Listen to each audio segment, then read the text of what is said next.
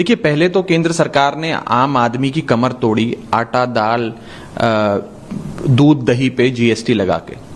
अब केंद्र सरकार ने भक्ति पर भी टैक्स लगा दिया है। जैसे मुगलों के शासन में तीर्थ यात्रा करने पर टैक्स लगाया जाता था, जिसे औरंगजेब का जजिया टैक्स कहते थे। आज उसी की तर्ज पे केंद्र सरकार ने सचखंड श्री हरमंदिर साहिब जी के आसपास जितने भी सराय बने हैं, अकोमोडेशन सेंटर्स बने हैं, उन पर 12% जीएसटी लगा दिया है।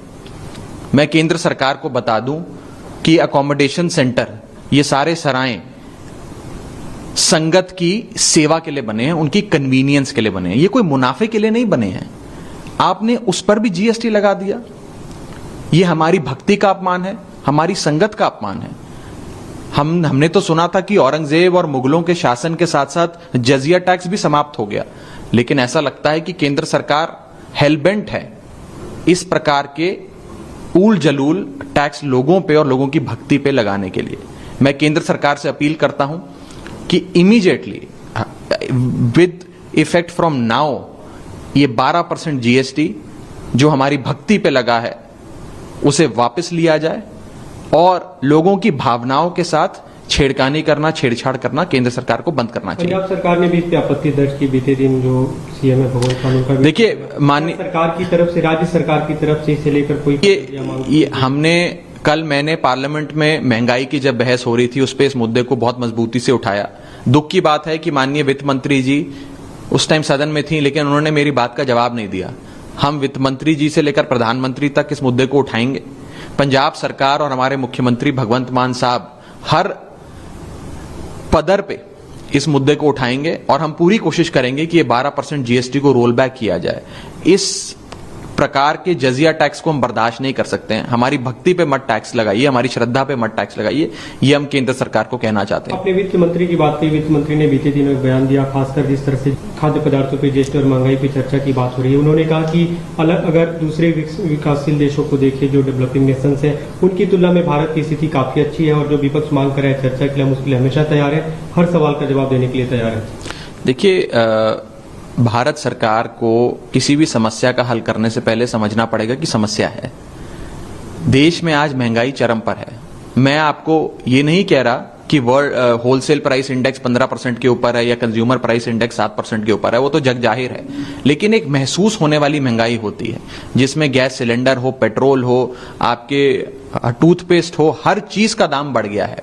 और वो सरकार जो कहा करती थी कि डॉलर जब गिरता है तो देश की साख और प्रतिष्ठा गिरती है, आज वो डॉलर गिरते गिरते 80 रुपए पे आ गया है।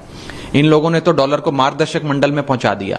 मैं कहना चाहता हूं कि भारत की अर्थव्यवस्था चरमराई हुई है, एक बहुत बुरे दौर से गुजर रही है और इसको और देशों की इन्फ्लेशन से, महंगाई से कंपेयर ना करें। दो प्रकार की इन्फ्लेशन होती है।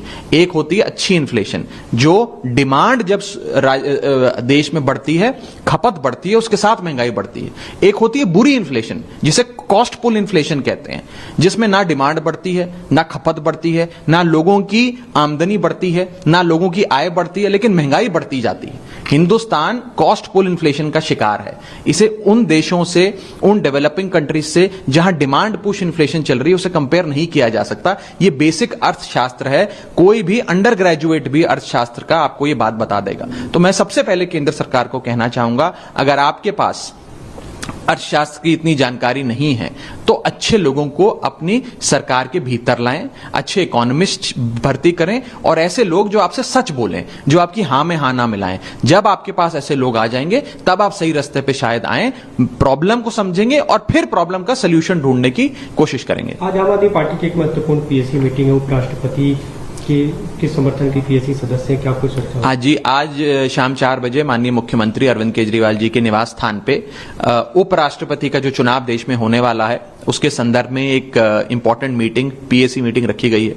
पॉलिटिकल अफेयर्स कमेटी आम आदमी पार्टी की हाईएस्ट डिसीजन मेकिंग बॉडी है। आज उस समिति की बैठक माननीय मुख्यमंत्री जी के घर पे बुलाई गई है। मैं भी उस मीटिंग में शामिल होऊंगा और आगे की चर्चा, उस मीटिंग में क्या फैसला हुआ, हम ये उस मीटिंग के बाद आपसे अवश्य बात करें। विपक्ष के उपराष्ट्रपति पद के उम्मीदवार, उन्होंने एक बयान भी दिया बीते दिन कि ये केवल एक टोकन फाइट नहीं है, ये महत्वपूर्ण निर्णय साबित हो सकता है। उपराष्ट्रपति का चुनाव देखिए, मैं उनको